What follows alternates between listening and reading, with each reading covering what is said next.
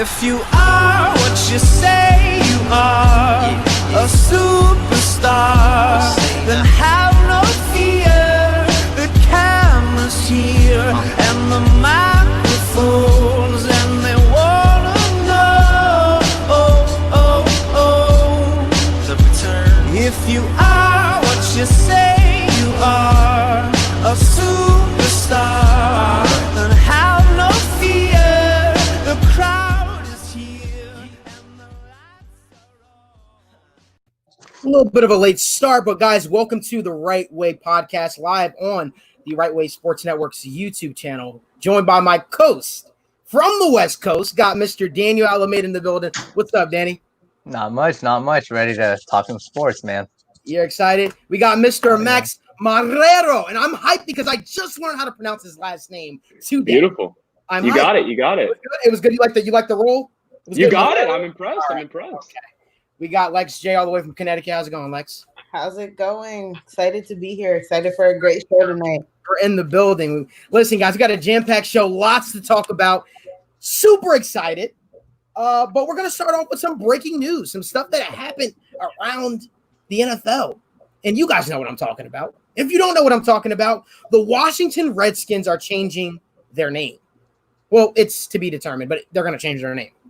I want to talk to you guys first and foremost and ask you, what type of impact do you guys think that has across other leagues and other teams? Do you guys agree with it? Do you guys disagree with it? Let me know. Let's start with you, Max. Well, I think let's start with the fact that, in my opinion, it's a necessary change. Given today's social climate and the need for accepting others that may come from less fortunate backgrounds, being open-minded, all of these things that have come from recent movements, it's important that the Washington Redskins take into consideration how their name has offended people of native descent over the years. So it's important that whether or not they can come up with a name, which I'm sure they will, it's important that they take the steps necessary to, make that happen. And it's frankly disappointing that it took their main sponsors, such as Nike and FedEx, for them to push this name change. This should have been happening years ago. Right. I couldn't agree. I couldn't agree more with you. I mean, it speaks to where we are right now as a country, right? I mean, if people are feeling offensive, and I know for instance, the Redskins have been trying to get a name change for the past few years. This is something we've seen happening. Daniel, what is your take on this, man? I look at it as more of a bigger impact, bigger than sports. That's what we're talking about. We've seen things like the maple syrup thing, Aunt Jemima. I think they already took it off, I think so. But it's bigger than that. Anything that now we've seen with the statues, the Confederate flags, all that stuff, it's bigger than that. It's a necessary change, and it's gonna have a ripple effect. We're gonna go from the Redskins, and we're gonna go to the Cleveland Indians, and then even some people were talking about the Golden State Warriors, but I don't know necessarily about that. But it's gonna have a bigger impact than we realize. Red Tails would be. I actually had a name. I think the name. I'm gonna make a prediction on the Right Way Podcast.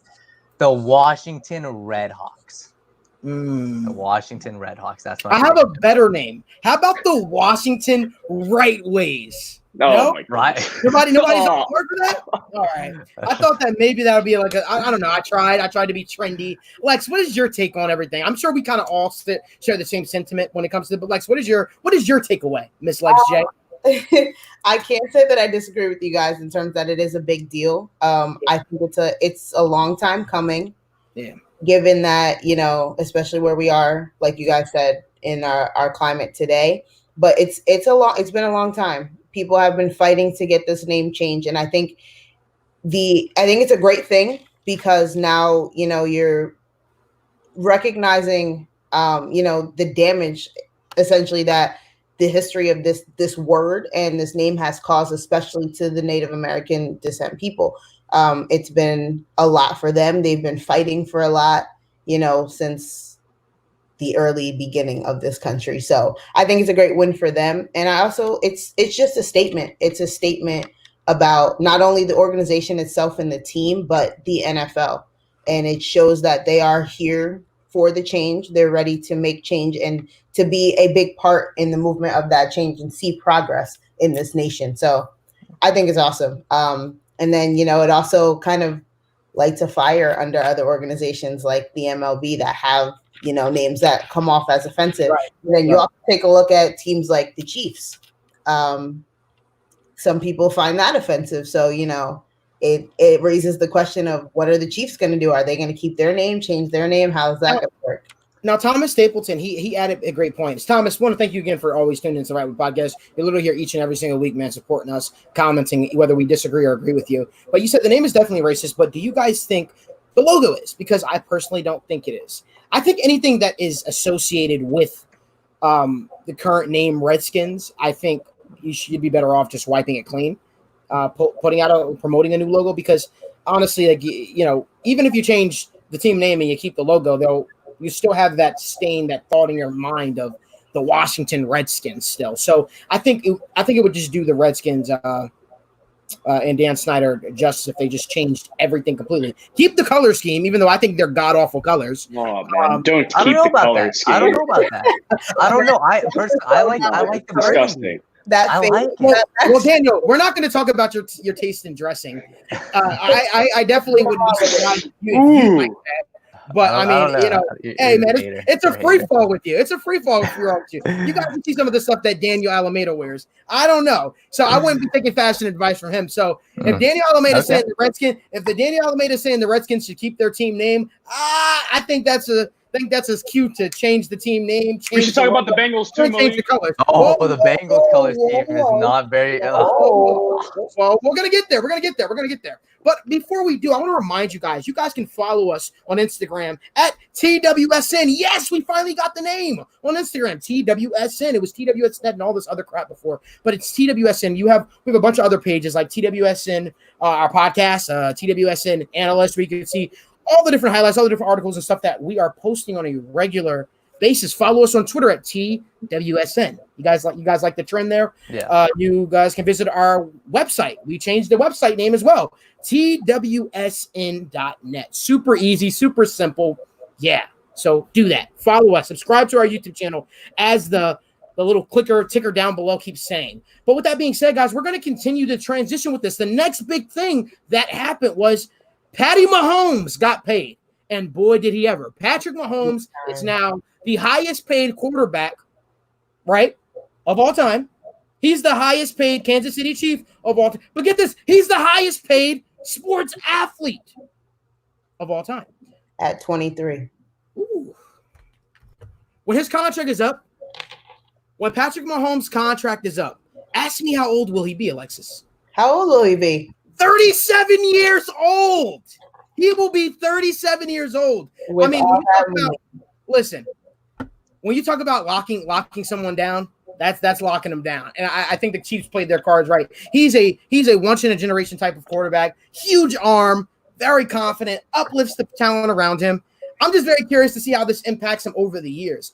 Obviously, over the years, he'll probably be looking at he probably won't be one of the highest paid quarterbacks, the way it'll all break down. But damn, he made out well for himself. So with that being said, Daniel, what is your take? What were your thoughts on seeing breaking news? Obviously, the Right Way Sports Network broke the news first, obviously. When you saw that come across your screen, it says breaking news, Right Way Sports Network, Patty Mahomes, right?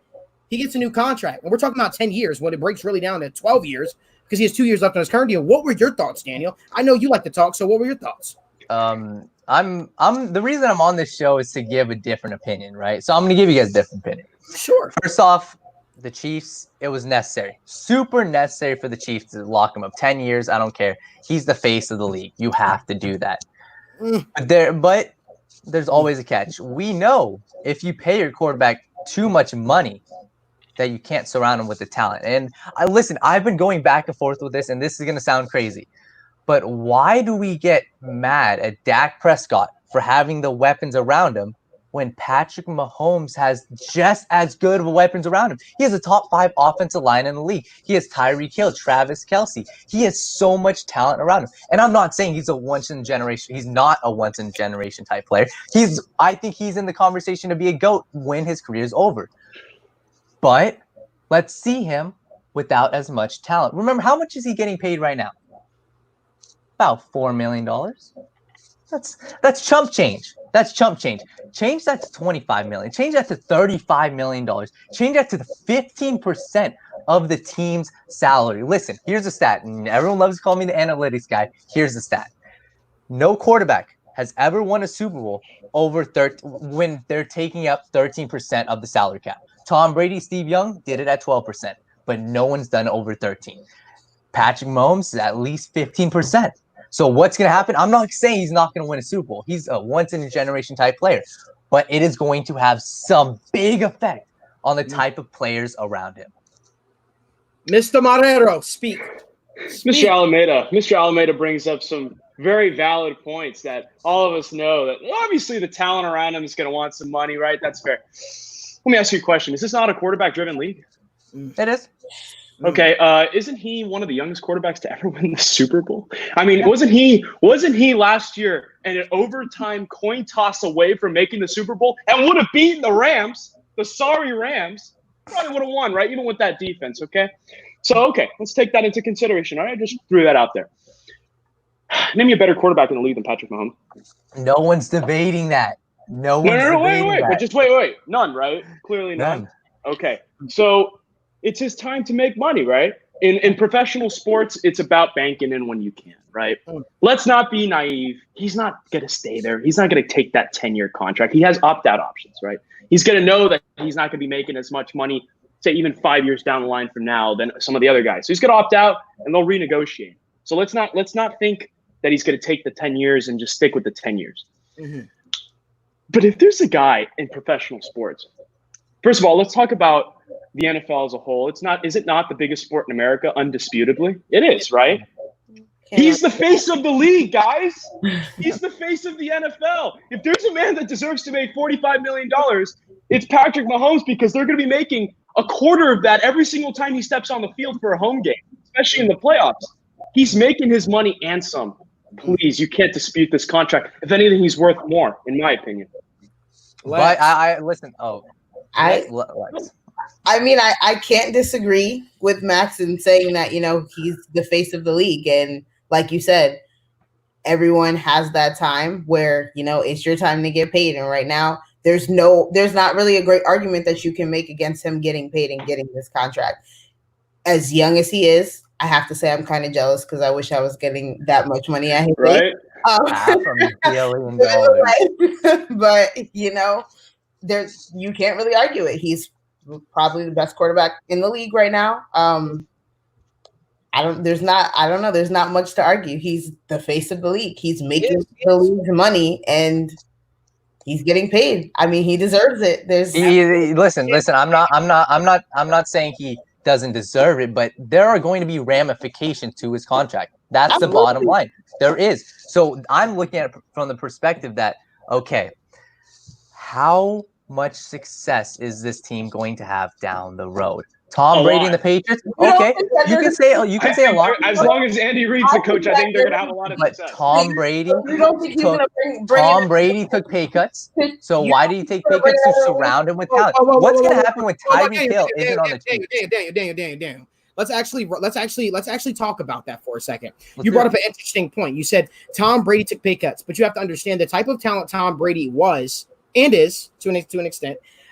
Versus the type of talent Patrick Mahomes is completely different. Two totally different spectrums. Yeah. Tom Brady. I didn't have to say it. Exactly. So I think Tom Brady, obviously, he did do well in that Patriot system. It did well for him. And Tom Brady is a fine quarterback. But I don't think anybody ever looked. I don't think there was ever a point in time where you looked at the NFL, in the entire landscape of the NFL, and you say Tom Brady is the best quarterback in the NFL. You might have said he's the most successful quarterback. He fits the system right, but I think everyone has made up the argument that a guy like Aaron Rodgers is more talented than Tom Brady.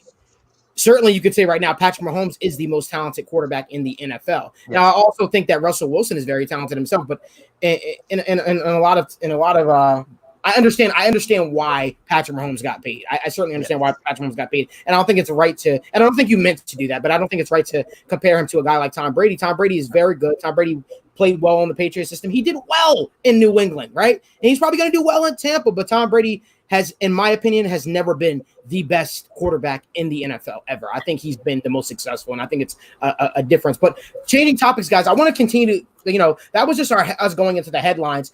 Let's continue to go into it, right? We want to talk about our expectations, right, for the 2019 quarterback draft class. Now, some of these guys are kind of intertwined with coaches who we're going to talk about a little later. We're going to talk about our expectations for second-year head coaches. We're going to have two guests come on as well to talk about for the Jets and the Bengals. But let's talk about it, guys. Let's talk about our expectations for the 2019 draft class. And with that being said, you know what? I'm going to start this thing off with Mr. Dwayne Haskins. Alameda, the floor is yours. Oh man, Malik. I have not said anything. I know, I'm not targeting. Don't worry. Dwayne Haskins gets way too much hate. Okay. Dwayne Haskins last year played under a head coach that didn't even want him. Jay Gruden did not want Dwayne Haskins as his head coach. Let's look at his offensive line. Played with 30th ranked offensive line. No Trent Williams, bad offensive line. Dwayne Haskins, near the end of the year, hear me out, his final two games, it was the Eagles and Giants, so obviously not the best defense. His final two games, 72% completion percentage, 4 touchdowns, no interceptions. Okay, and listen, I'm not saying Dwayne Haskins is going to be some star quarterback. I don't even think he'll have much success next year because the offensive line is still going to struggle. They don't have as much talent, but I'm giving him the benefit of the doubt. He looked, when I went back and watched those last 2 games, those last 3 games, he impressed me. Listen, where he struggled was with pressure. He struggled with pressure. I'll give him that. But if you give him a middle of the pack offensive line, with Terry McLaurin, Darius Geis, Adrian Peterson, that's a good offense. Dwayne Haskins showed the ability to go through his processing, make great decisions, and he played good. He was able to take his checkdowns when he needed to. Dwayne Haskins, I'm giving him the benefit of the doubt. I'm not saying he's going to be some world beater of a quarterback, but for people saying that he's going to get replaced next year, for people saying that he's immediately a bust, I'm giving him the benefit of the doubt because now you got Ron Rivera. And mind you, Ron Rivera worked great. He had Cam Newton as his quarterback, and Cam Newton succeeded with Carolina. Cam Newton did under Ron Rivera. So now Ron Rivera is bringing a little bit of a culture shift. We've already had Redskins players come out and say the culture's changing. So all that culture shifting, them being a more improved team, I think Dwayne Haskins deserves to be given the benefit of the doubt. Max, I wouldn't hand this to you, and I'm going to hand this to you, but let me jump right into this and say something real quick. Max, when I was younger, something that I love to do is I love to play in sand, right? I loved to play in sand as a kid. I really did. Go on the beach with your family, play in the sand. Well, there's a difference between playing in the sand and then there's a difference with playing in quicksand. When I watch Dwayne Haskins, I see a quarterback that looks like he's playing in quicksand. What do I mean? Stuck in the mud. That's what I call him. I call Dwayne Haskins a stuck in the mud quarterback. It was the biggest knock on him at Ohio State. It's the biggest knock on him in the league. Can he create off-script plays? Well, the answer to that is no. And the reason why he is no is because the guy's not mobile. He isn't mobile. That's a fact. The guy's not mobile. Dwayne Haskins isn't mobile. And I remember I was watching, and this is why you shouldn't watch certain networks out there, not saying any names, ESPN, but I was watching it last year on the draft process, and one of their analysts said, Dwayne Haskins is a dual threat quarterback. And I'm like, what are you watching? This guy is your prototypical pocket passer. And there's nothing wrong with a guy being a pocket passer, right? There are tons of pocket passers around the league, but there's being a pocket passer, and then there's when you're drop backing in the pocket, and then there's like you got bricks on your feet. It's the same reason why the Giants didn't draft the guy at 6. That amongst other reasons. This guy, Dwayne, especially the league that we're in today, you need a quarterback that is mobile. You need a quarterback that is able to extend plays, get out the pocket, give your teams an opportunity. But with that being said, Max, jump in. I actually agree with both of your guys' arguments because while Malik, I do agree he shouldn't be dubbed as a dual threat quarterback. No. I do think that he is capable of getting out of the pocket every now and then. I mean, for God's sake, even Tom Brady can, right? And the guy is the guy is not very athletic, right? So, I think Dwayne Haskins, to Daniel's point, I think Daniel hit a lot of really good points. He's in a really bad situation, getting better with Ron Rivera and the culture shift. Offensive line needs a lot of work. Receiving core needs some work. And frankly, I think they're going to struggle next year because they're still a team that's rebuilding, right? And I don't think a lot of that falls on him. Don't get me wrong. He may throw the odd, poor pass here and there, interception here and there. But that's like with any young quarterback. You got to give him time to develop. He needs I've said this before, he needs a full 16-game regular season before we accurately call him a bust or before we even dub him as anything. The sample size we got wasn't large enough. I think he has the capability, as he showed in college, to put points on the board if he has the right situation. Right. Yeah. No, Alexis? 100%. Oh, yeah, Alexis. I mean, I just want to play a little bit of devil's advocate and throw some questions at you guys because some of the things, as you said, I just want you to expand on them a little bit. And Malik made a bunch of good points about him, so I do want to ask you a question. Do you see him as a replaceable quarterback? Do I see Dwayne Haskins as a replaceable quarterback? Do you think that he will be? I see 75% of the quarterbacks in the league as a replaceable quarterbacks. There's not too many quarterbacks in the league I would look at and say they're not replaceable, right? That being said, you could do a lot worse than Dwayne Haskins. I have no issue with the guy. You can have Joe Burrow. Oh. Okay, but if you ask me, Max wants to fight tonight. That's okay. But listen, if you ask me, would I rather have Dwayne Haskins or would I rather have Daniel Jones? Yeah, I might have to do. I might have to do Daniel Jones. I really might have to because I see more upside with Daniel Jones. That being said, Dwayne Haskins could play this season and knock all our socks off. He really could. He could really play this season and knock all of our socks off. So, time will tell. Yeah.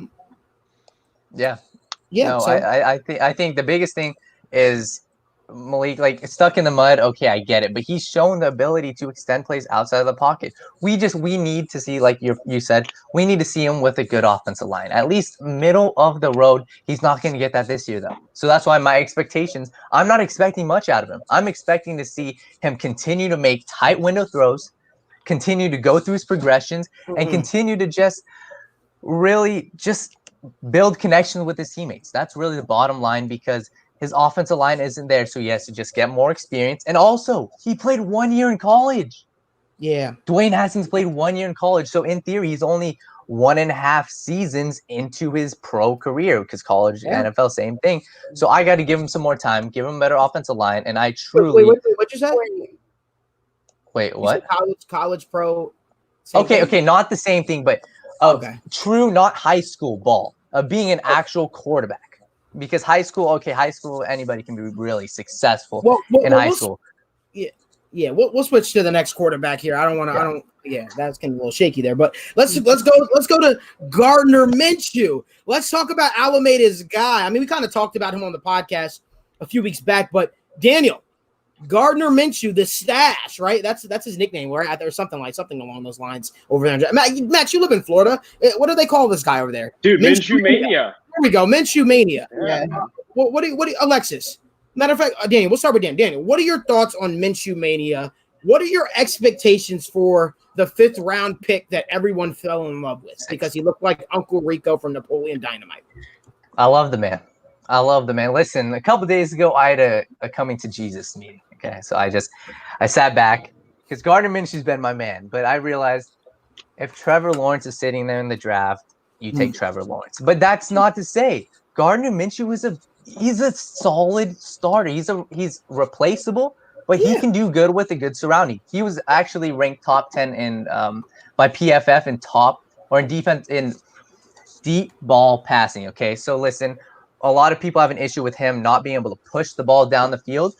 That's an issue, but if he's surrounded with the talent, but the Jaguars don't have that talent, that's the thing. So I think Gardner Minshew is a decent quarterback. I think he's not a world beater. He's a decent quarterback, but if you have the chance to select the Trevor Lawrence, if you have the chance to select the Trey Lance, you take that chance. I love the man. I love Minshew Mania. The Jaguars aren't doing right by him right now. Interesting. Why is that though? Why do you think that they're not doing It's it right? it's not so much they're not doing. It's just more of the organization as a whole right now. Doug Marrone, I'm not a fan of Doug Marrone. I think he's going to get fired in the next year.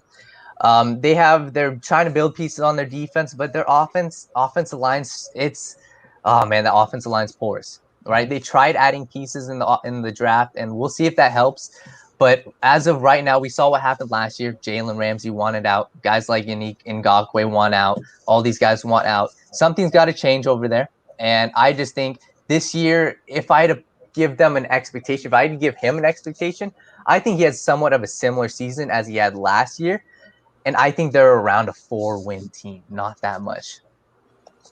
Interesting. Malik, what are your thoughts? On Gardner Minshew? Nothing. I have no thoughts on Gardner Minshew. I think Gardner Minshew is okay quarterback. I think Gardner Minshew is good for a 5th round pick. I think he's what he is. But if you're asking me, is Gardner Minshew a franchise quarterback? Well, no. That's like me saying Michael Scott was the best boss. That's like me saying Michael Scott was, the office didn't suck after Michael Scott left. I mean, it's a fact. To me, Gardner Minshew is what he is, right? He's very good for a 5th round pick. To me, you got your return on investment for the simple fact that he's showing that he's a capable quarterback. And I think if I'm the Jaguars, I'm happy with it. But honestly, if there's an opportunity to upgrade, I would upgrade. If I was the Jaguars and I had Andy Dalton sitting there for agency, I would have picked up Andy Dalton. I would have picked up Cam Newton. I would have done a ton of different things than Gardner Minshew. But there are reasons behind I would do that, right? Jay Gruden was Andy Dalton's offensive coordinator. So if we want to talk about that meshing well together, I think that would have been perfect. I think a guy like Cam Newton would have been perfect. You got a motivated quarterback that's going to uplift the team around him. And let's not forget the Jacksonville Jaguars are still a talented football team. They're still a talented football team. They just don't have a quarterback. And maybe they need a true number 1 receiver. Maybe that's what they're away. But other than that, they still have a good football team. They still can win. They just got a bunch of disgruntled guys because guys don't like losing. And when guys don't like losing, well, you see what you're seeing in Jacksonville. I want out. That's what happens. Gardner Minshew is not going to be a world beater. Gardner Minshew is not going to save that franchise. Gardner Minshew is capable, but he is not a franchise quarterback. And I will stick to my guns on that one. Max, did you have anything you wanted to add to that? Yeah, I totally agree. He reminds me a lot of like a Case Keenum, not in the sense that that's the style he plays, but I feel like he's going to have that sort of career. He's going to be your solid backup / starter for a team that needs to transition. He can win games for you if you give him the right situation, but he himself is not a franchise quarterback, right? Nope. But he's shown signs of life. He beat Nick Foles to the starting job, and he's proven to be a capable quarterback in the NFL. And sometimes there's a need for that on teams. And I feel like he fits that need, but he is by no means the future of the Jacksonville Jaguars. Right. Daniel Jones to me is that person that really hot prob that you could take, or not one. He's cute. He's cool. He's fine to have around, but he's not, he's not smoking. He's not ideally who you see yourself with in the future. He's not marriage material. And that's what we're talking about. When you're marrying, when you pick up a quarterback, you're marrying them. They're your guy. Hence why Patrick Mahomes got the deal that he got. I could never see Gardner Minshew getting a long-time contract like that, but there's nothing wrong with that. Gardner Minshew, you make your money. You be happy, you 5th round pick. That being said, let's keep it going. Let's talk about my man. The guy who I told everybody was the best quarterback in the draft. I'm on record saying that multiple times. And everybody wants to hype on this train now. No. You go back. You continue to, hype everybody else up. I'm going to stick to my guy. I'm going to stick with my guy, Drew Lock, and Drew Lock I trust. Drew Lock is my guy. I believe in Drew Lock. I wanted the Bengals to draft Drew Lock. I think Drew Lock has all the makings of a franchise quarterback, and he's going to turn the Broncos organization around. That being said, Max, what are your thoughts on Mr. Drew Lock? Drew Lock he's fun, man. In the sample size we got last year, he's shown that he has the capabilities of being one day maybe even a star quarterback in the league. The biggest question mark with the Broncos wasn't really his play. It was really the offense around him. He needed a consistent running back. He needed a consistent offensive line. He needed a consistent receiving core, like most quarterbacks. Right. He has all that this year. And frankly, he's my dark horse for making some noise this year. We'll see how far that noise takes them. They could be a sneaky little playoff team, but I'm not going to get into that. Yeah. But they have all the makings, or at least the team has all the makings for him to succeed. I think he can be the future franchise quarterback for the Broncos. Max, you said you might see the Broncos sneaking into the playoffs. I disagree.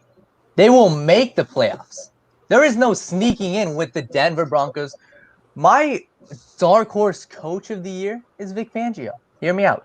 Last year, the Broncos were 7-9. Okay, 7-9 decent. They lost 4 games by a field goal. At the end of the game, 4 games they lost by a field goal. Turn those 4 games around. That's an 11-5 win team right there.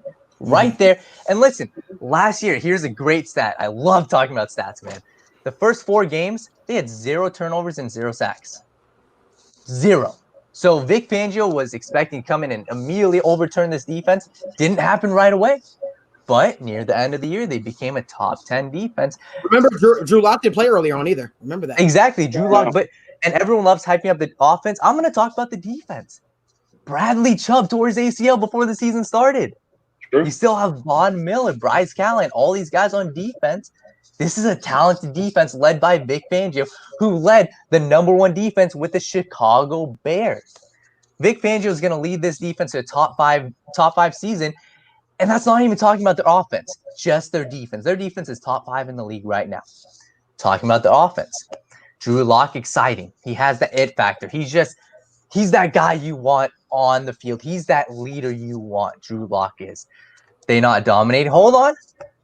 If we already have a top 5 defense, top 10 defense, and now Drew Lock has KJ Hamler, Jerry Jeudy, Cortland Sutton, Noah Fant, Albert O at tight end, an improving offensive line, Melvin Gordon.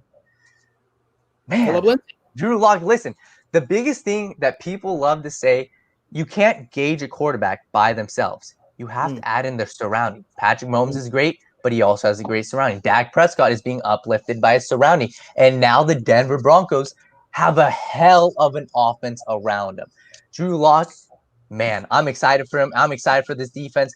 I'm going to say it right now. I think I'm going to predict them 11-5 right now. They're making the playoffs, no doubt. Guaranteed right here, right now. They're making the playoffs. Let me ask you a question. Daniel. Yeah. I think we all kind of agree here that Drew Lock is the guy. But let me ask you, because I'm curious what your take is on this. Is he the guy that can single-handedly – I'm not saying he has to, but is he the kind of guy that can go out and win games himself? I don't know, but that defense can. Top 5 defense. That's my biggest thing. I love talking about their offense, but that defense is what gets me excited, man. They are a bunch of dogs. And you're returning Bradley Chubb.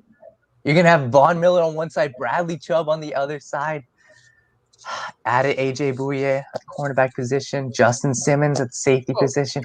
A.J. Bouye was shaky in Jacksonville. But he's still he's he had his moments. He had his moments. He was shaky when he was asked to be a #1 corner. I'm just saying. That's all I'm saying. He's good. He's a good corner. He's a good corner. He's solid. I'm hyped.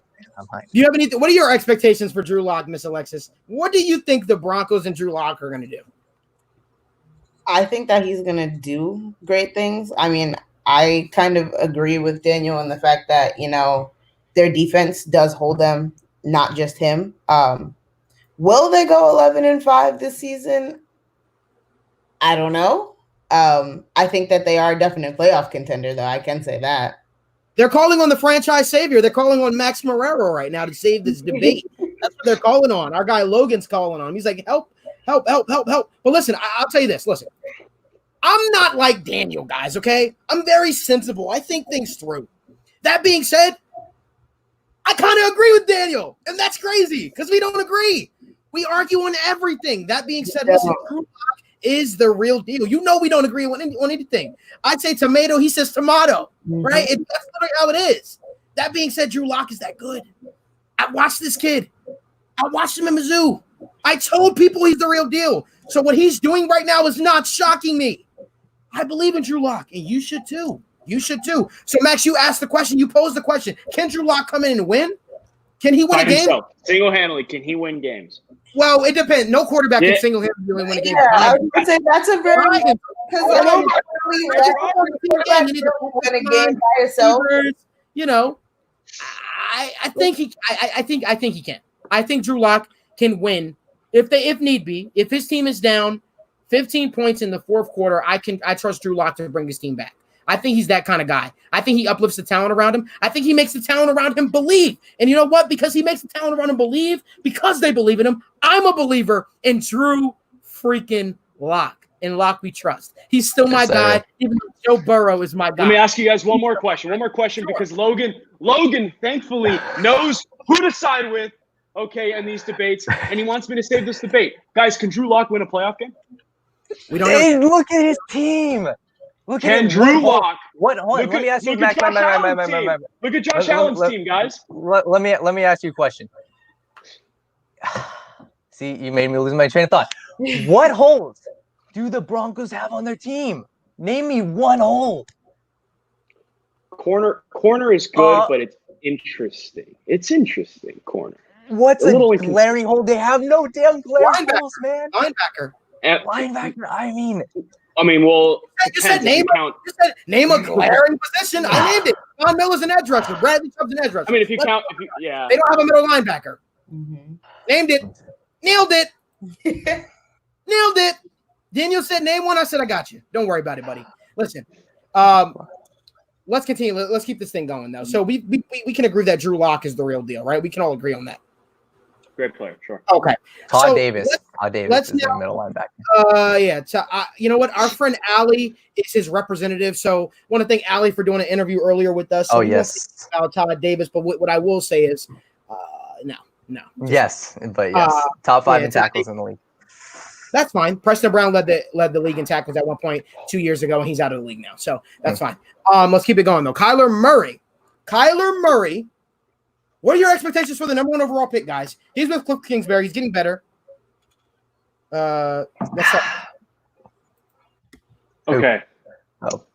I'm gonna start this off because I wanna talk highly of Kyler Murray. We saw great signs from Kyler Murray, okay? With a team that had that was suspect all around, with a first-year rookie head coach that had a losing record in college. So people question, why was he hired?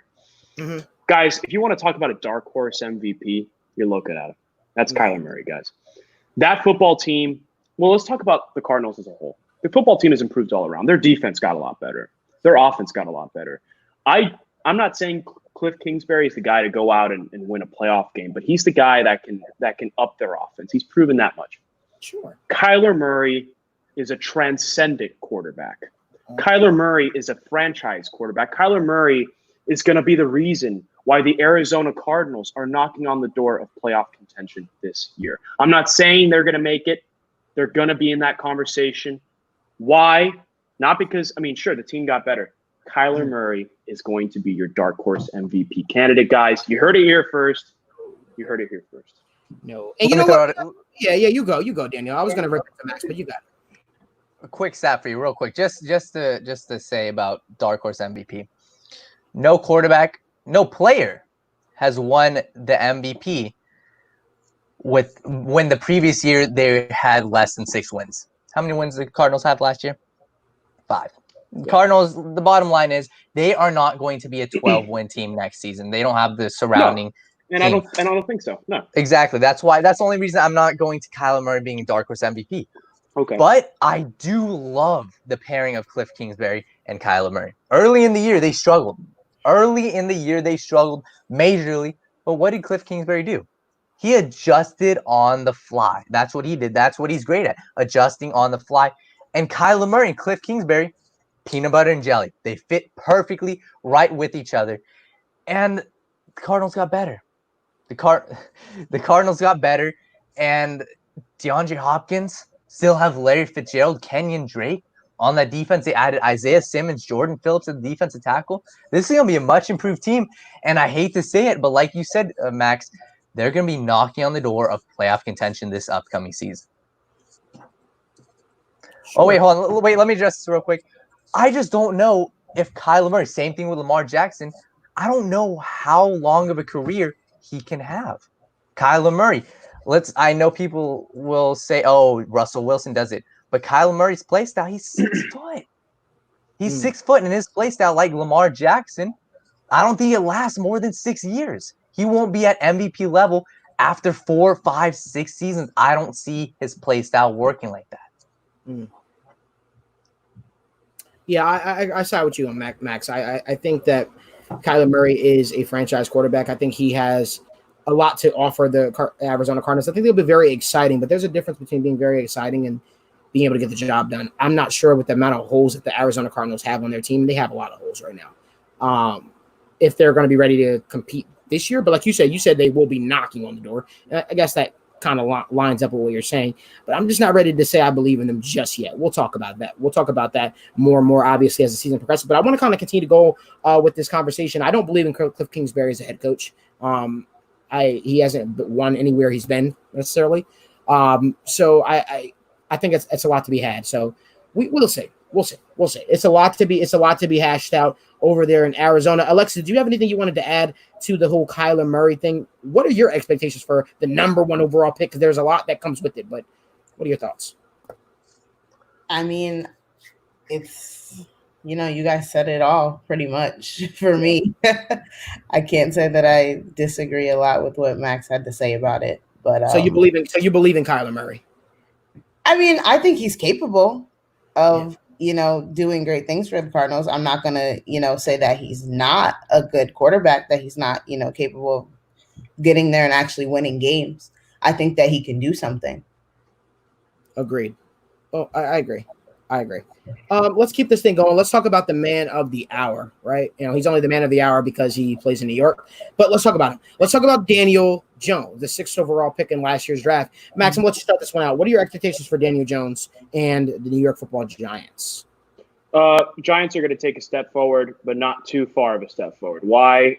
Because they have a lot of holes still, especially on that defense. Daniel Jones showed a lot of promise. I'm not disputing that. But let's be honest, he is a glorified Eli Manning. That's what he is. Why do I say that? Because he is the guy that's not going to carry a team to the playoffs. He's not even the guy that's seen as, I mean, he'll make a few Pro Bowls, but that's just given his team success in the future, in my opinion. But he's not of the same tier of Patrick Mahomes. I think personally he's the 3rd best quarterback in that division, personally. But anyways, my point is he's a good quarterback. He's the guy that can make plays with the right situation, especially with guys like Saquon Barkley there to help carry the load. That's huge. But why do I say he's glorified Eli Manning? Because he had the one thing that Eli Manning wasn't. He's a lot more athletic. So he can run with the ball. He can make plays on his own with his feet. And yeah, he had the fumble situation, but he'll get over that. That comes with experience. That comes with time. He's a glorified Eli Manning. Nothing crazier than that. I love that. He's a glorified Eli Manning. You know what? I agree with you, Mr. Max Marrero, today. I'm agreeing with you. What you got to say, Daniel? Exactly what Max said. I think when I watch his film, I think he showed some glimpses last year. Obviously, I'm going to start off with the biggest issue, fumbling, right? 12 fumbles, I believe, or 18 fumbles, most in the NFL last year.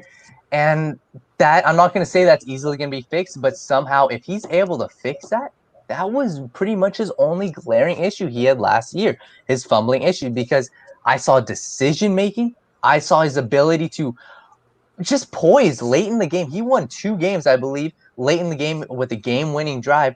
Daniel Jones has that. And now this year, Darius Slayton, Golden Tate, Saquon Barkley, an improving offensive line. We have to see how Joe Judge does as the head coach over there, but I think he's got the talent right now. He is, I hate to say it, Max, a glorified Eli Manning. Lex, what you got to say? What do you think about Daniel Jones, the glorified Eli Manning, as he's been said? Again, I mean, you guys are like on the money with it tonight. I can't say that I disagree. Daniel brings up a very good point about him not being able to hold on to the football. I mean, it makes a difference. Even with, him cleaning that up, it'll help. But at the end of the day, he's nothing more. He's not going to do what the Giants need. Like, he's not. Oh, you guys heard it here live on the podcast. Alexa said Daniel Jones is a bum. No, I'm joking. She said she doesn't believe it. I don't think that he's the change that the Giants need to kind of. Is he going to help them and, push them forward? Right. Yeah. But is he going to get them where they want to be? Absolutely not. Daniel. Wait, are we able? Tell me when we're going to switch gears, because I have a little something to throw in. We're going to switch gears. Don't worry. Yeah. I'll lead it. I got you. I want you guys just quick list, top 5, rank these quarterbacks. Just rank them. I just want to see everyone's rankings. I'll start off actually. I'll go Kyler Murray, Daniel Jones. Oh, no. Drew Lock, Kyler Murray, Daniel Jones, Dwayne Haskins, Gardner Minshew. I don't know. I don't know if I'm prepared to make that list, man. I'll be totally honest, because I want to. Yeah, like off the fly. I mean, I've studied them enough to where I can honestly, confidently say I would put Drew Lock, Kyler Murray. I would say Daniel Jones. Then I would say Gardner Minshew. Then I would say Dwayne Haskins. Yeah, that's the way I'll put it. Minshew above Haskins? I don't believe in Dwayne Haskins. I don't know why you don't. But we'll say that. We'll say that for another day. Yes, sir. But I'm sorry, as you like to say, Daniel, when Daniel doesn't like to really pick a firm side on the podcast, it's interchangeable. They're interchangeable. They can be split. In all seriousness, guys, we'll keep this thing rolling. Now we're going to get into our expectations for the head coaches. If you want to know my opinion, Ravens world, you're asking a very No. He's saying mine, I think. No. He said Haskins over Minshew. He wants to know my opinion on that. Haskins over Minshew. He is asking you. You can explain, Daniel. How is that even a question? I mean, okay, it's a question, but like that's like Malik said, it's interchangeable. I think Dwayne Haskins, who was the 5th round pick, Gardner Minshew. Who's the guy who is the traits for Gardner Minshew? I'm willing to bet if they're on an even team, I think Dwayne Haskins would have more success. I would. I think I see bigger arm, more tight window throws. I see the ability to not extend the plays outside the pocket, but he's able to run an offense when he's given the chance. Once Jay Gruden was out of that team, he was able to run their offense. The final 2 games, no interceptions, 4 touchdowns. I think Dwayne Haskins has the ability, when given the team, to be a solid quarterback.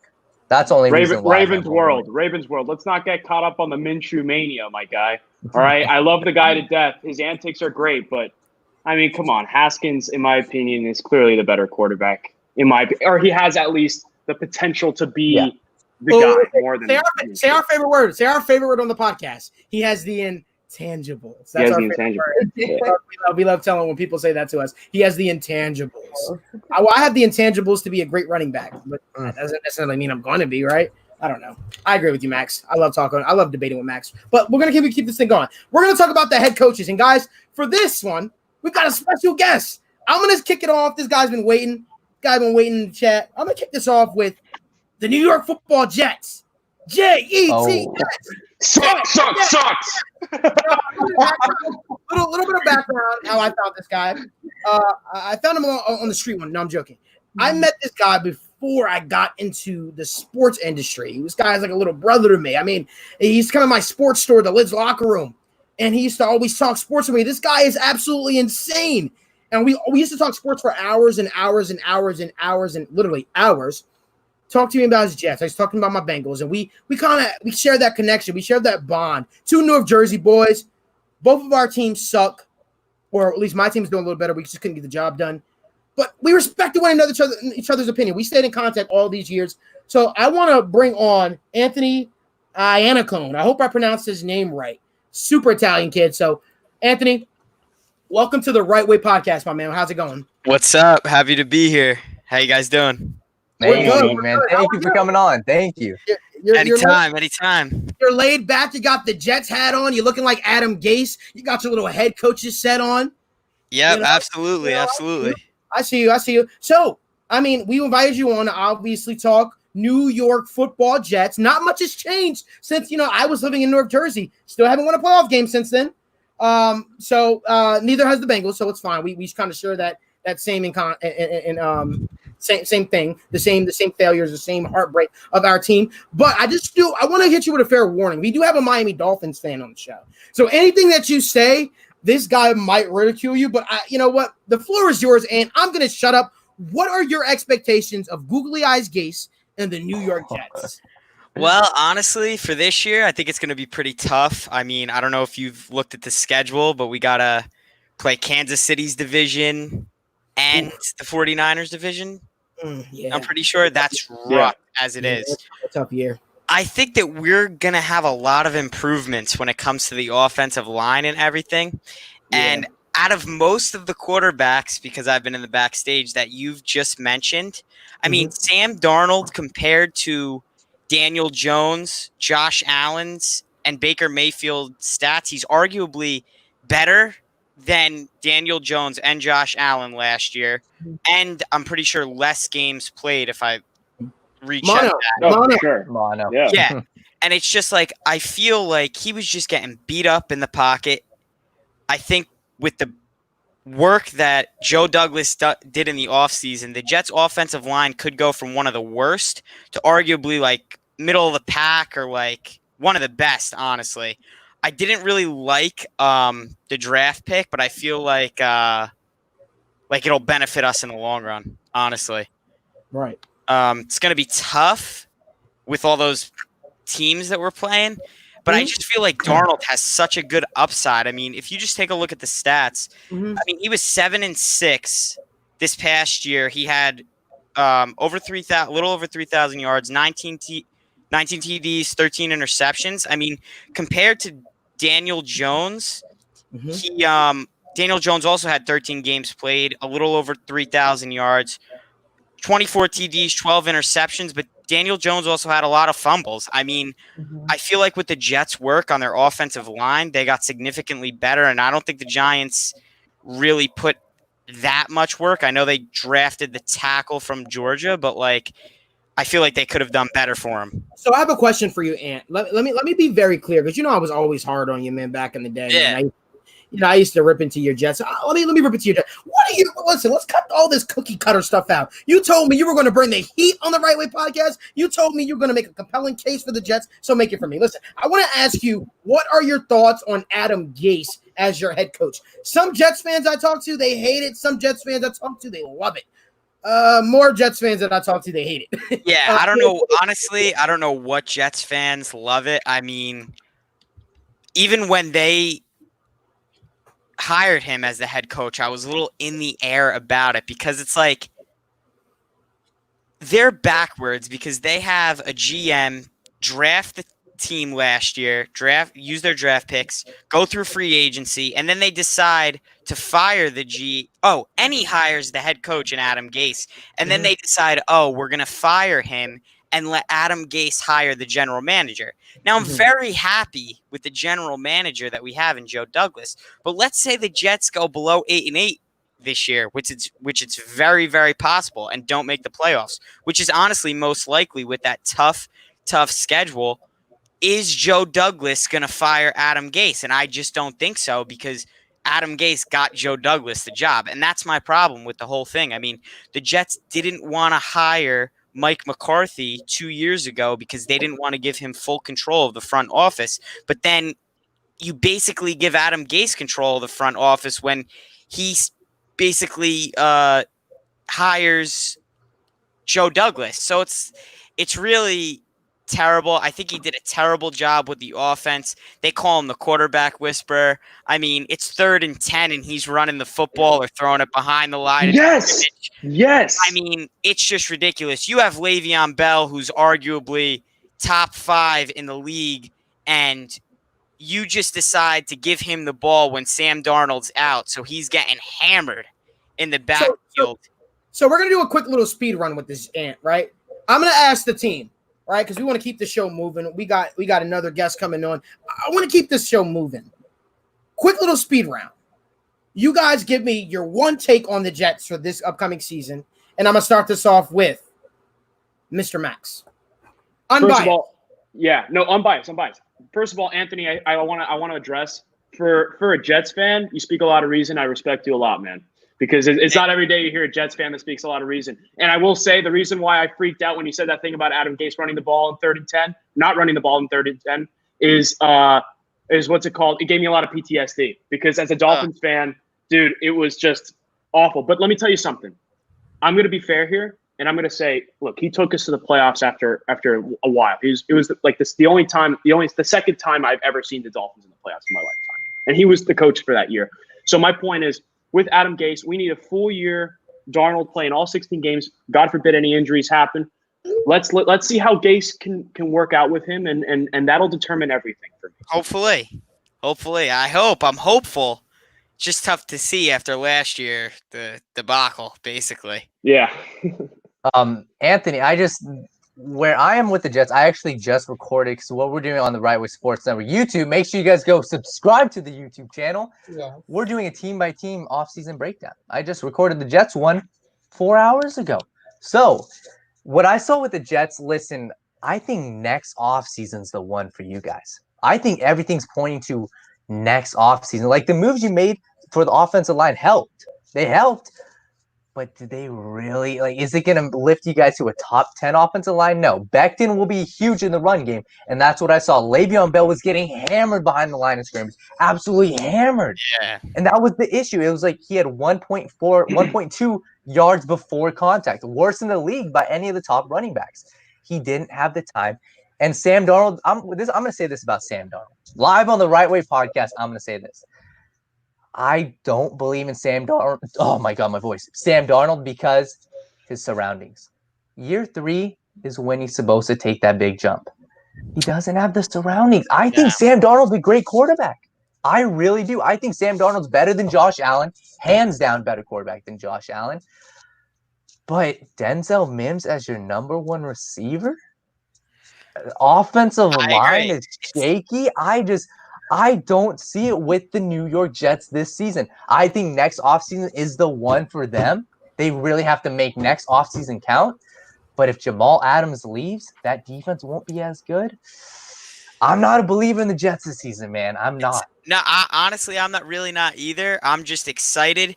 Just maybe we could see Darnold get a little pocket time. Yes. Because you see quarterbacks in the NFL, they have pocket time and they do well. If you don't have pocket time, you can't do anything. That goes for every quarterback. So, yeah. All right. Well, listen, Ant. I think that the Jets will be interesting to watch this season. That's all I'm going to say. I think it'll be interesting to watch this season. It'll be cool to see what googly eyes Gase can put together with the New York Football Jets. Listen, my man, as you always know, you know what our bond is like. You're welcome to come on the podcast anytime, my brother, my North Jersey brother, and continue to keep up with the motivational quotes and motivational speaking, my man. Love it. And listen, don't have too much fun at the Jersey Shore this weekend. We'll talk though, brother. Oh, I won't. I will actually. I'll see you soon. Thank you for having me, guys. Nice yes, sir, my man. Thank you so much, Jets. Great having you, man. All right, Thank you, man. Absolutely. See you later. So want to thank Ant for joining into the Right Way podcast. I'm not sure if you heard what I said at the end of there, if you guys did, but Jets do suck. I have an issue with the Jets, right? They've cost my Bengals 2 playoff victories. But we'll definitely see what comes up there. Listen, I want to jump right into it, right? I mean, we got a couple more teams to talk about, but I want to jump right into my hometown team. I want to jump right into, well, not really my hometown team, my future hometown team. I want to talk about my Cincinnati Bengals. Well, I'm not going to really talk about the Bengals. I have a special guest to ask to come on to talk about the Cincinnati Bengals. Mr. Jared Arian, he runs the Bengals Den podcast on the Right Way Sports Network, and Jared is very knowledgeable. You know, he's been running a Bengals fan page for about a couple of years. Guy knows what he's talking about. Very immersed in the team. He's got some controversial takes, maybe not so controversial takes. His takes seem a little bit more boring than mine. But listen, first time on the podcast, he's been asking to be on the podcast. So with that being said, Jared Arian, welcome to the Right Way podcast, my man. How's it going? Good. How's it going, guys? Amazing, man. What's up, man? Welcome. What's going on? So the floor is yours, man. We want to thank you for joining the podcast, obviously. Thank you Talk for to having us. me. Absolutely. What do you think of Zach Taylor this upcoming season, his second season coaching the Cincinnati Bengals, who had the number 1 overall pick this year? Talk to us. I am super excited for what Zach's going to do with this team. However, a lot of Bengals fans right now have huge expectations for what's going to happen this year. And I'm here to tell the Bengals community just to pump the brakes a little bit, just because of the fact with everything going on with COVID and the fact that we might not even have any preseason games this year. That's still yet to be determined, if not a shortened one. With a rookie quarterback and a rookie receiver coming in too, the quarterback has to gel with the receivers. And not only that, you have a ton of new additions on that defense. And it's going to take a while to get that defense together and just to get everything everything going in Cincinnati. So I think Bengals fans who are saying that we're going to slide into that 7th playoff spot in the AFC, like Malik, I know Malik's big on that. But I think the Bengals are a couple years away. I think they definitely have something very special going in there. They had, in my opinion, not only one of the best free agencies, but an unbelievable draft, especially in the middle. I thought their best picks were in the middle this year. And, I'm excited. They definitely have a very young core, too, which I'm super excited about. I'm not going to address him right now. I'm a little disappointed. I thought he would represent the Bengals community a little bit better coming on this podcast. Daniel, what is your take? What do you think the Bengals are going to do? Let's do this quick round. Give us your prediction. They're a much improved team than last year. Talent-wise, everything around them, they're a much improved team than last year. Malik, I'm not going to go to your point and saying they sneak into the playoffs because I disagree. But to say that they are a 6-7 win team, that's a possibility. That's an improvement by 4 or 5 games, Malik. That's a good improvement. And listen, I understand the Joe Burrow added a whole bunch of talent, but like Jared said, exactly, responsible, reasonable expectations. It's going to take time to gel. It is. And with this whole coronavirus situation, maybe it makes the teams who are already contenders like the Ravens just that much better because they don't have to change as much in the organization as these other teams. Alexis, what are your thoughts? I think that, Zach Taylor and Joe Burrow are going to do great things for the Bengals. Thank you. Not saying that, just to butter you up, but I really do see them in the future, doing great things. I think the Bengals are going to move forward really nicely. I don't disagree with the fact that it is going to take them some time to gel. So is it going to be an instant thing it's going to happen this season or maybe might not even happen next season? It's going to take them some time. Given that he is a rookie quarterback, there are a lot of rookies coming into the team, given that we don't know what preseason is going to look like if that's, happening. Even a thing, yeah. Conversation. So it's definitely going to be interesting to see, what happens with it. But I think that, Joe Burrow's in a great situation. I think that he's going to bring a lot to this team. And I think Zach Taylor's going to do great things with him. Good save, Alexis. I like that. Max, what do you got to say? I think Jared brings a lot of reasonable points. I think the Bengals are certainly a work in progress. Let's tone down the 6-7 win nonsense. They're not a 6-7 win team. Expect another top 5 pick this year. It's a work in progress, though. I certainly think that they're on the upward trend. I think when you get a guy like Joe Burrow, it's a very welcoming thing for the Bengals that have not had that star quarterback. So let me tell you, again, to your point, Jared, I think it's great to be patient and expect it's a long-term change, not a short-term, like other people on this podcast may argue. Let me step in before the Bengals fans arguing, because I know they're gonna rip into you, Max. Let me just pour a little bit of salt in the wound first. The Bengals were 2-14 last year, but they played a lot of teams close. The Seattle Seahawks, I believe, was it at the first game of the season? Yep. They played them close. The Seattle Seahawks, Russell Wilson's led Seahawks.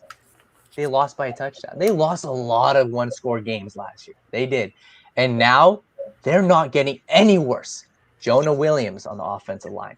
Defense, you added 3 new linebackers. Their linebacker core was not good last year. 3 new linebackers. You added Von Bell in the secondary. You added, who was the defensive tackle you added from the Texans? DJ Reader, top 10 defense tackle in the league. The Bengals will not have a top 5 pick this season. I guarantee you that, just because natural regression will go the other way. They will win more one-score games, and they're going to be a competitive team. I think anywhere from 5 to 7 wins, that's their range. Nothing more or nothing less, guaranteed. But more, I don't know. Out of the 14 games the Bengals lost last year, around 6 of them were one-possession games. And a lot of people, and especially Malik and I know this a lot more, but you could kind of tell, like, halfway through the season when Zach Taylor was starting Ryan Finley over Andy Dalton in some of those games, that Zach knew what he was doing. He was going for that number 1 overall pick, not in December, way back in October. He was starting when he saw the path this team was going down. And I think Zach took a lot of heat for that. And a lot of people didn't really understand what he was doing at the time.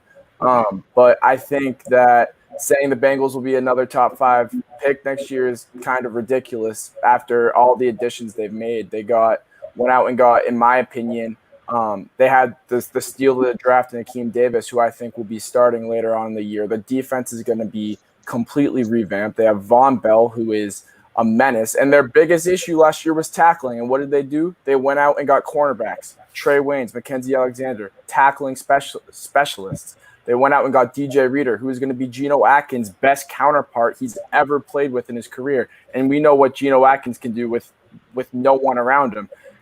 They went out, they got Josh Bynes. He's a guy who's going to be great for the younger linebackers.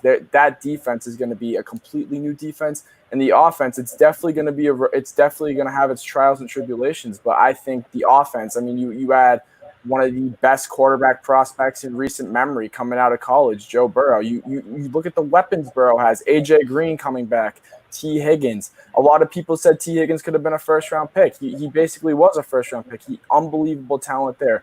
John Ross with a quarterback who can finally throw a deep ball. John Ross, I'm expecting to see a completely new John Ross in that offensive line. You have some guys there who you can make work, and I'm especially excited for Jonah Williams too.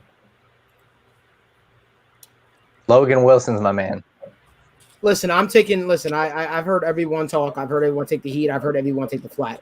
And they say, what the popular trend to say is the Bengals are going to suck again. I'm going to take a wait and see approach to it. We'll see. You guys know what my take is on it. 7 teams making it to the playoffs this year. You figure, you said 8 games the Bengals lost last year due to a touchdown or less. The Seahawks, was actually less than a touchdown, 4 points, and the Seahawks beat us. The Bengals also added 4 linebackers, one of those linebackers being Josh Bynes, as my man down below alluded to. I just don't see 7 teams in terms of roster makeup that are better than the Bengals in the AFC North, in my honest opinion.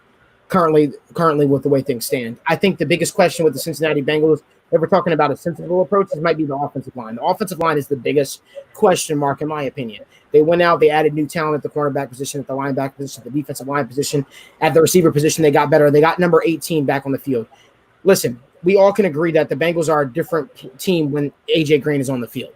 Mm-hmm. Let's say the Bengals had AJ Green for those games, right? We'd probably be talking about a totally different story here. But listen, ain't no need to cry over spilled milk. He wasn't on the field. They didn't have him. Andy Dalton's no longer the quarterback. They got AJ Green now. They got T. Higgins now. They added talent. And they have a top 5 running back in Joe Mixon. That being said, I'm willing to bet on my team. I think the Bengals will be the 7th team in the playoffs. And I know people don't want to say that, but to be honest with you, listen, Cleveland Browns, right? We can all agree the Cleveland Browns should be performing a lot better than what they currently are, right? Absolutely. They should be. Right? But they aren't. And the best predictor of future behavior is past behavior for the Cleveland Browns. For me, I just don't see them doing it. That being said, thank you, Yee16, whomever you are. I agree with you. I think the Bengals are a sleeper for next year. I think they're going to shock a lot of people. And I look forward to coming on the Right Way podcast. Not to say I told you so, just to have my smirk. And you know what's funny, Logan? You can't take anything Logan says seriously when it comes to AFC football or AFC North football at that, because he is a Steelers fan and he is coming from a biased standpoint. The Steelers will not make the playoffs, Logan. Your quarterback is coming off of the Tommy John elbow surgery, Logan. But once again, we will talk about that. You said those 8 teams are better than the Bengals. I beg to differ. Now, we could talk about that offline because your running back, James Conner, can't stay healthy, and you don't have a number 1 wide receiver, and Juju Smith-Schuster is not it. But, Jared, that being said, I want to thank you so much for joining in. Thank you, Jared. Thanks for coming. Thank you, Jared. Thank you, guys.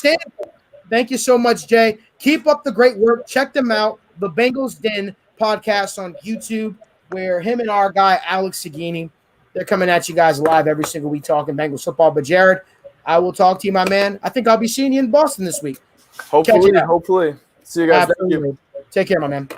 Later, man. So we're going to jump right into it, guys. I want to thank Jared for joining us in on the Right Way podcast. We're going to jump right into it, and we're going to talk about the man of the hours team, Mr. Max Marrero. Let's kind of speed this thing up, guys. Let's talk Miami Dolphins. Fins are gonna. I think their ceiling is 8-8. I'm not trying to be unrealistic here. When you go in, that last final stretch last season showed me a lot about this team and a lot about Coach Flo, Brian Flores. By no means were they a good football team. By no means were they good enough to have the 5th pick. I thought they should have had a top 3 pick, frankly, if you look at the roster. But that team showed a lot of grit, and I think that comes from the coaching staff. And let me tell you guys something, okay? I'm not trying to be unreasonable, but I think now with the transition, listen, Fitzmagic's the guy for the first couple of games, in my opinion. I think he's the kind of guy that can go in and beat the Patriots again week 1, like he did week 17. Okay? He's the kind of guy that can pull surprises out of his hat. But I'm not saying he's going to go in and, make us a playoff contending team by any means. I don't mean to say that.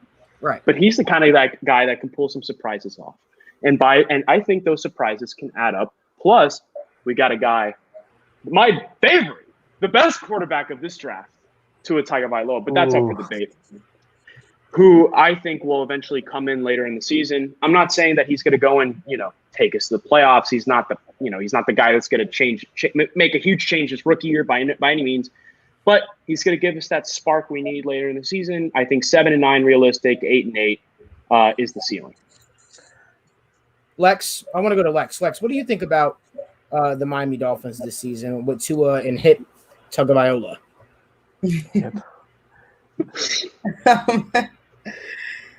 The Dolphins, I think Tua's gonna come in, I don't know. Not to be like Max said, not to be unrealistic. I don't think that they're gonna, go over 500 this year, but I agree. I feel like with them, you kind of have to take the approach that you just mentioned, the kind of wait and see with the Bengals. Right. No?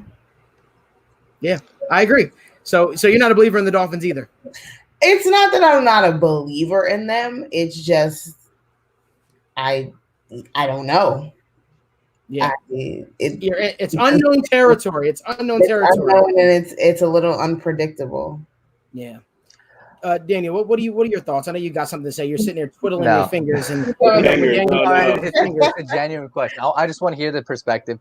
Max, I'm under the assumption that Fitzpatrick will start more than 8 games. I don't understand. I don't know. Listen, I know that Tua is a great prospect and everything, but the smart move with the coronavirus situation going on, his hip, I think the smart move is to save him to the last 4 weeks of the season, not even play him. I personally think that's a smart move. And Coach Flores, I think he's a damn good coach. I think what they showed at the end of the season, like you said, what Logan said, 4-4 at the end of the season. I don't think that's translatable to this season. Some people saying they're dark horse for the playoffs. Sure, they added talent, but it's got to take time to mesh. I think that Tua, I'll just say Tua shouldn't start until week 12, week 13. I don't think so. But the talent they have on defense, Byron Jones, they just added Xavier Howard at the cornerback position, and they added who was the rookie in the first round? Noah Igbenogany. Great, good cornerbacks. It's a talented team, but I think it's going to take some time. The Bengals, but Tua, this isn't a play for this season. No one gives a damn. Max, you shouldn't give a damn about this season. You really shouldn't. This is a play for the future. Tua is the quarterback of the future. Keep him healthy. See what you got with him. Then the next season, you already have the talent there. Add a little bit more in the offseason. That's a playoff contender right there. I could buy that. Okay. So we're going to jump right into it, guys. We're going to keep this thing rolling, and we're going to talk about Matt LaFleur and the Green Bay Packers. Daniel, I know you had some stuff you wanted to say, and you like to chime in a lot of the time. So, Daniel, jump right into it. What are your thoughts on Matt LaFleur and the Green Bay Packers? What are your expectations for your Packers this season? Not my Packers. Don't say that. Please don't say that. Malik, I caught a lot of flack for what I said about the Packers last year, right? And I admit. The Vikings, the Vikings actually, they won a game in the playoffs. They beat the New Orleans Saints. They were 10-6 last year. They had a pretty damn good year. The Packers, they 13-3. They proved me wrong last year, but they were the worst 13-3 team I've ever seen in my life. Okay, last year there was no categories on offense, defense, or special teams that they were top 10 in. rushing yards, passing yards, sacks. This team, it's a middle of the road team. And I'm currently doing an article on natural regression, right? They were 8-1 in one-score games last year. 8-1. And for every team, this is a common trend throughout the past 5-10 years I looked at it. If a team does really, really good or astonishingly bad in one-score games, the next year they revert back to the norm. So let's say 8-1 last year. Let's give them 5-4. That's a what is that? That's a 10-6, 9-7 win team. That's why, listen, the NFC North is wide open.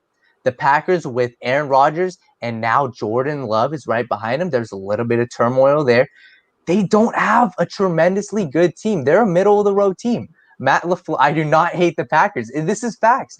Last year they had a tremendously good team. We've seen the Rams. The Rams went 13-3. They regressed to 9-7. I would even take it a step farther. I think the Packers, just based off of the tremendous year they had last year, 13-3 to 8-8. We saw they got, excuse my language, they got their asses kicked by the 49ers in both the regular season and the playoffs. I think we're going to see a lot more of that this season. I think Daniel brings up some great points. The regression is obvious. We see it in the way that Aaron Rodgers plays ball nowadays. I mean, they went 13-3 virtually without the Aaron Rodgers we've grown up to see. Mm-hmm. And a lot of that is attributed to the running game. So I'm going to say that's their X factor this year. If they can keep the running game up, if the offensive line can stay healthy, they can win football games. I think they can go 9-7. I think they can go 10-6. But I don't think it's unreasonable to say that they may not even make the playoffs this year, because that is a toss-up of the division. People are sleeping on teams like the Lions with a healthy Matt Stafford. I'm not saying they're going to be an incredibly good team, but they're going to be a much more improved team for sure. And those games between the Packers and Lions, Packers, Vikings, even Packers, Bears, obviously very competitive games. So anything could happen in that division. I agree with Daniel. The regression's obvious, and we're all going to see it. Yeah. Lex, I'm going to ask you a little bit of a different question. Do you think this is Aaron Rodgers last year with the Green Bay Packers after they went out and selected Jordan Love in the first round and absolutely disrespected him? I wouldn't be surprised if it is, to be quite honest, given that, you said it, the element of disrespect to him. I wouldn't be mad if he left.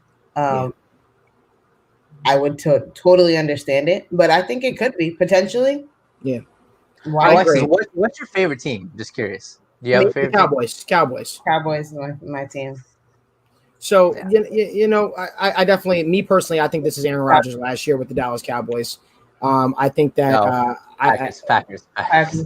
Oh yeah, I said with the Packers. I'm sorry. I think this is Aaron Rodgers last year with the Green Bay Packers, with the disrespect that they've shown him, Matt LaFleur. That being said, I think Matt LaFleur and his Packers will take a little bit of regression, because I don't know how kindly Aaron Rodgers will respond to having a guy like Jordan Love in the back. But guys, that's the beautiful thing. It remains to be seen. But I want to address Thomas. Thomas, no, the Bears are not winning the playoffs. I'm sorry. The Packers are not taking that division. The Bears are not taking that division. I don't believe them. I don't believe in Mitchell Trubisky. But that's going to be a topic for a different day we're going to talk about. Listen, guys, we're going to shift gears here. We finished our segment of the coaches, of the quarterbacks. That being said, guys, you know what time it is. Let's get ready to rumble. Fight fans, are you ready? Because we are ready. UFC 251, Jorge Masvidal versus Kamaru Usman. I am so pumped for this. I am so excited for it. And let me just show you guys something.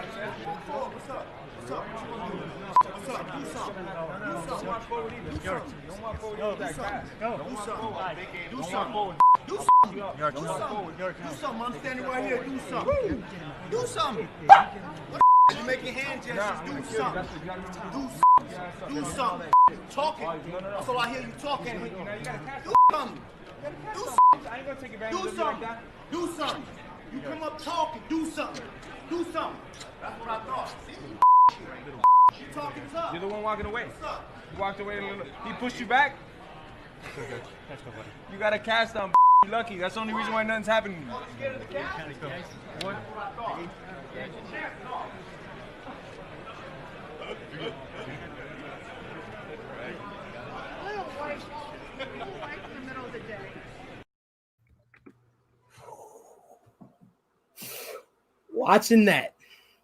Watching that, Max. And Max, you know I got to talk with you because we talk sports. Woo! Watching that, I don't know. It gives me goosebumps. I'm excited. This is the fight that fight fans and UFC fans around the world have been waiting for. And those are the words Bruce Buffer are going to say on Saturday night on Fight Island in Abu Dhabi. We get Jorge Gamebred Masvidal making his return to the octagon against Kamaru Usman. And get this. This fight in the beginning was supposed to be the real main event. It didn't happen because they couldn't agree on money. They pulled in another guy in Gilbert Burns, who I have a ton of respect for in his own right, but he's not Jorge Masvidal. He's not on the popular level as Jorge Masvidal. And to be honest with you, Jorge Masvidal, in my opinion, is the true number one contender. This fight excites me. Mr. Max Marrero, you said you were going to bring it. You said you were fired up for this. You said you were going to let your Latin side show. Talk about it. Let's talk about it. Malik, Daniel, Alexis, everyone watching at home. Did you know we're all invited to a baptism? We're all invited to a baptism on Saturday night, guys. Yes. Let me tell you something, okay? I was excited about this pay-per-view. You know, 3 title fights, 3 ginormous fights. Fight Island. Who doesn't want to see that, right? Who doesn't want to see Usman and Burns fight? Burns deserved that fight after dominating. Tyron Woodley. Thank you. I almost slipped up. But let me tell you something, guys. He pulled up COVID. He got COVID-19. I was a little disappointed. I'm a realist, okay? I'm a realist. And what do I mean by that? I didn't think a replacement fight was going to happen, man. Especially with this, with the atmosphere, with everything that was happening. But you know what? Listen, there's something in Cuban blood. There's something in Jorge Masvidal's blood, guys. My boy, Michael Guanasso from the 305. The 305. Yes. Jorge Masvidal. What did he do? Gamebred, street Jesus. You know what he does? He proved to the world that he is indeed the BMF. I don't want to curse on the show, guys, but I think you know what that means. Yes. He proved to the world. You know what? He's like, you know what, guys? I want my money. I'm going to get my money. Hey, Dana, I'm going to take the fight. Sure. 6-day notice. Let me get my money. I'm going to just now shoot up sales by double. And I'm going to take over this entire event because that's what he does, man. And let me tell you guys something. I have all the utmost respect for Kamaru Usman. Kamaru Usman's a great champion. He's proved that he is one of pound for pound the best fighters in the UFC. One of. He's never faced a beast like this guy. Okay, he told Masvidal goes on Ariel Helwani's show on ESPN, and he said word for word. He goes. Ariel asked him, "Are you guys going to be on the same chartered plane? Because all the fighters are on the same plane to go to Yas Island in Abu Dhabi." He goes, "You know, there's a rule that says wild animals aren't allowed to be on the plane." And why is that? Because he's going to annihilate him, guys. Let me tell you guys something, okay? I'm not in the business of making round predictions. Guys, Ben Askren was running his mouth. What happened to Ben Askren, guys? He got knocked down in 5 seconds. Okay. Nate Diaz, who's another real one. Yeah. What happened to him? Don't get me wrong. It was a bad stoppage. Everyone knows that. But he wasn't going to win that fight. He was getting dominated. You know, Darren Till, who's a badass, okay? Yeah. From Liverpool, from the streets of Liverpool. He got his ass handed to him. Guys, let me tell you guys something, okay? I know I'm going on for a while, but I've been waiting for this. We love it. Jorge Masvidal is such a great story because he was a journeyman, right? He was your Donald Cerrone. He was your guy that would win some, lose some. But then, you know, a Latin American channel actually said, you know what, Jorge, let's have you go in the forest and let's see how you do, you know, in surviving in the wilderness. Yeah. And I believe he was there for almost a month. And he said he had an epiphany. He had a resurrection. Okay. And what happened? He grew out his hair, he grew out his beard, and he has not just won every fight, he has annihilated everyone in his path. And he's made a point in showing Usman. You know what he said also in this interview, guys? It's crazy. It's crazy. He told Ariel Helwani, you know, fighters, you knock someone out, you press that button, they're unconscious for a couple seconds, and they come to, and that's it, right? It's a nice knockout. He doesn't want to just leave him on the floor for a couple seconds and the fight there. He wants to send him to the hospital. And I think that's exactly what this man's going to do. This guy is unlike anybody else. Max, I loved his response to it. He said, listen, I want to separate him from consciousness. That is one of the darkest things I've ever heard a fighter say. He said, I want him to wake up, and I want him to mentally, physically, and emotionally be separated from this physical realm, from this universe. He said, well, so when he wakes up, he knows that he was sent away. To me, that's scary. And Jorge Let me tell you. Masvidal promises that he's going to baptize. And if you guys don't know what a baptism is, I suggest you look it up. Oh, watch it on Saturday. Oh, Just see it on Saturday. It's on Saturday, guys. Everyone's free to watch. I mean, if you want an exciting fight, we're talking about Jorge Masvidal has the quickest knockout in UFC history, 3 seconds of Ben Askren. I think, and don't get me wrong, Kamaru Usman is a phenomenal fighter, wrestler, all that stuff. Jorge Masvidal started off fighting on street fights with Kimbo Slice, backyard fights. This man is from the slums. This man is going to bring the fight to him. Game bred. That's what that means. Always ready. Always street Jesus is going to in his blood, man. It's in his I'm blood. Hey, excited all for the Culanos across the planet, all of our fellow Miamians are going to be rooting for our boy, and we know he's going to take care of business on Saturday. Yes, sir. Yes, sir. Malik Yes, knows, and I got to give credit where credit's due. Malik put out a very accurate tweet, and I go in the group chat because he sent it to our group chat. We're on the group chat. You know, we have a very great company. He goes, I think Masvidal's going to take care of business early. You know what? I couldn't agree more, man. I know Malik and I go back. I know Malik and I go back and forth on this podcast, and it's all fun and games. But let me tell you, dude, Masvidal's another breed. He's another breed, guys. He's another breed. Game bred is ready. Daniel, I know you're excited for this fight too. You don't get too excited for too many fights. No, but yeah, no. I'm gonna buy this fight early because I'm ready for it. Buy it for me. I'm kidding. No, Max. I think Max hit the nail on his head. We weren't expecting a replacement like this. Sure, I'm not the biggest UFC fan, but when I see Masvidal take this fight on 6 days' notice, man, a baptism. The confidence you have to have in yourself. Listen, I saw the whole interview with Masvidal about his epiphany.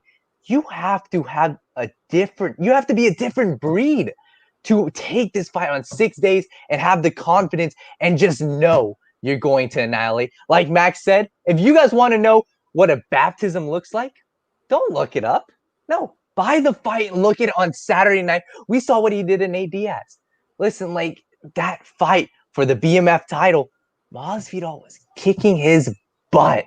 So if you aren't even a fan of fighting, I suggest you're not doing anything better on Saturday night. Go watch this damn fight. Even if you are, there's nothing better. There's nothing better than Literally, no sports.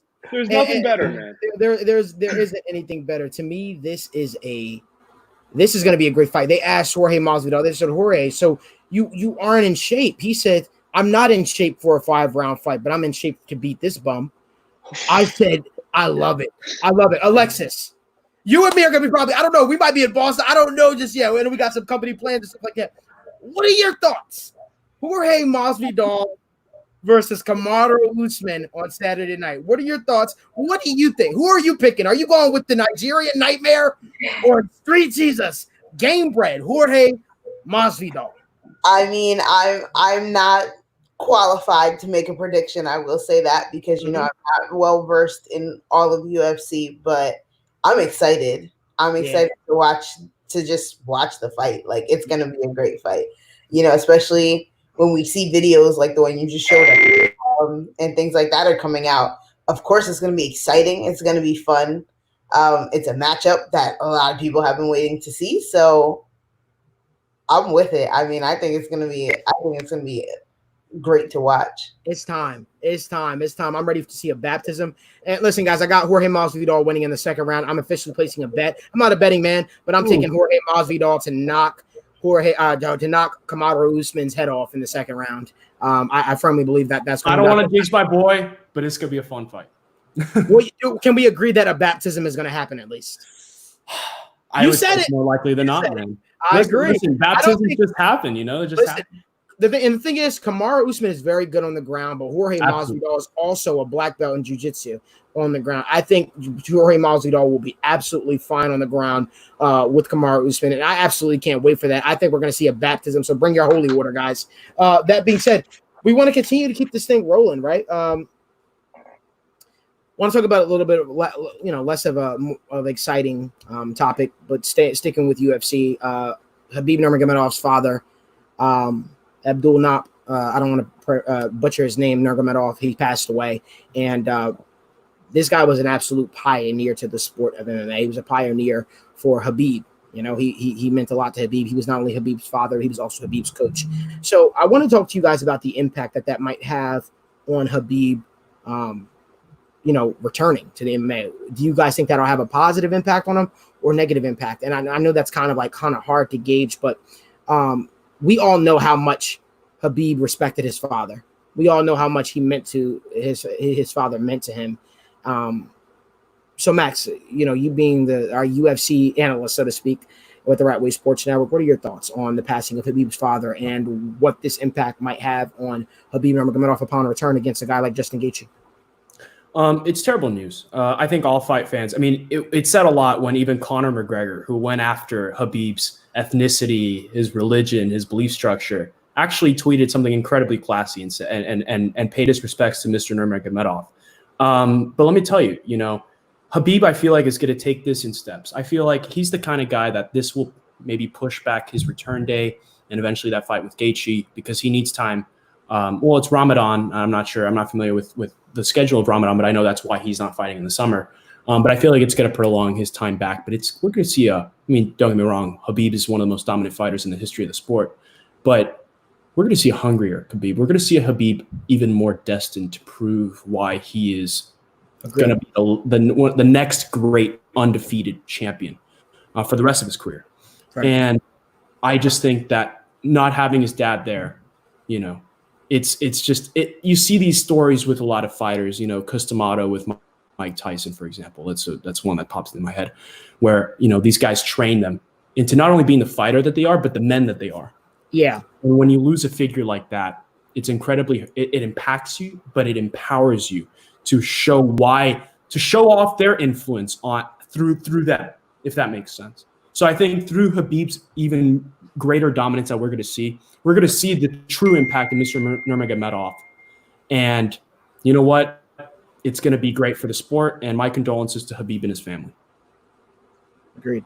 Alexis, you want to touch on this? What are your thoughts on how do you think this is going to impact Khabib Nurmagomedov? We obviously know he's 28-0. We obviously know he's the current UFC lightweight champion. He's got a lot going for him. What are your thoughts on how do you think that Khabib is going to channel this? He's usually a reserved guy, but what are your thoughts? It can be a lot, suffering a loss that big, but I think he'll bounce back. It's not easy. It's definitely not easy. So, condolences to him and his family. But I think that, it's going to kind of give him a little push and a little motivation to get back out there. Absolutely. Daniel, what are your thoughts? I think, like Max said, we've seen in the sports, Michael Jordan, Isaiah Thomas. I'm a Celtics fan. Brett Favre. After the loss of Isaiah Thomas's sister, he went off. It gives a different, obviously, Khabib, we know in the summer he can't fight, but when he comes back, it gives him a little bit of time to just, obviously the initial month, 2 months it's hard. So obviously you have to recoup yourself. But when he gets back, by the time he's ready to fight, he will have added motivation. We've seen it. It adds something to you because these guys are the guys at the top of their sport. They're already great.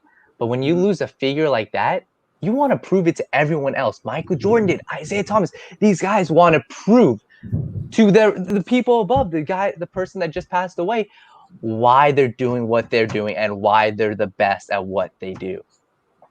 Absolutely.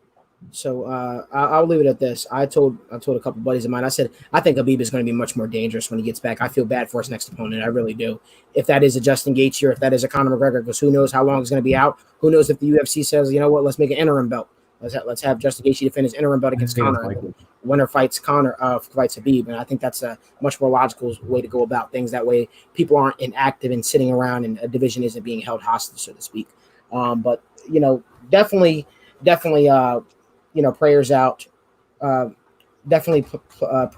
to Khabib Nurmagomedov's family during this trying time. Guys, this was a jam-packed show. We kind of went overboard. We We talked about a lot. We covered a lot. We want to thank all of our guests for coming on. We didn't get to touch on everything that we wanted to. Next week, we're going to talk about a little bit of NBA action, like we wanted to get to, where we're going to talk about some final predictions, maybe. We got to see a different side of Max, almost a scary side of Max tonight, where, you know, I had no idea Max was Latin, I think that was awesome. I found that out today, and, you know, he definitely showed it today on the podcast. So definitely was super awesome to see you pumped up for your guy, Jorge Masvidal, especially you being a Miami guy as well. Let's hope that he brings that belt home to Miami. We're super excited for UFC 251, and we're super excited that you guys decide to join us every single Tuesday night live on the Right Way podcast. We got our lady back. We got Miss J, Lex J, in the building back this week.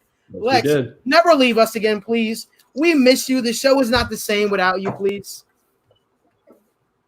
You're on mute. I think you're on mute. There you go. There we go. Yeah, there we go. Listen, I won't leave you guys. You know, you got me. Yeah, absolutely. She said we're stuck with her. But as always, guys, you guys can follow us on our social media handles. Our names are down below. You can follow us on Twitter, TWSN, on Facebook, The Right Way Sports Network, on Instagram, TWSN, and all our different other platforms, including analysts, highlights, and the list goes on, where we're always bringing you guys updates, news, and all your breaking news when it comes to sports. Make sure you guys do us a big favor. Subscribe to the YouTube channel. Greatly appreciate it. Your support means the absolute most to us. This is why we do it each and every single week. This is why we talk sports, because we love talking with you guys. But as always, guys, you know, you guys can catch us every single Tuesday night live on the Right Podcast, where we're talking about everything, even things that people don't want us to talk about. But with that being said, guys, we'll see you next week live on the Right Way Podcast. And remember, as always, this show, somebody want to finish that for me? Goes on. The show will go on. Good night, everybody.